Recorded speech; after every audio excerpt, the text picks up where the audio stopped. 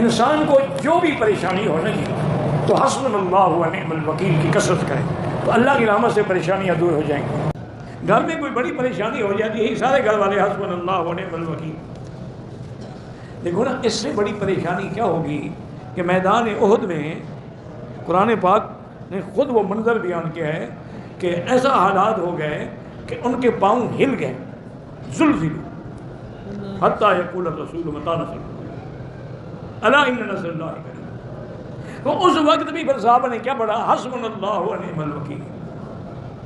پھر قرآن کہتے ہیں جب انہوں نے پڑھا تو فانقلبوا بنعمت من اللہ وفضل لم یمسسہم سوء.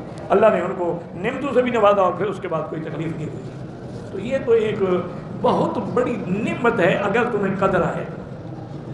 لیکن شرط یہی ہے میرے بھائی کہ جب پڑھو نا تو تنہائی میں اکیلے بیٹھ کے پورے یقین اور پورے اللہ پہ ذات کی طرف تصور کر کے پڑھیں انشاءاللہ. پھر دیکھیں مصیبتیں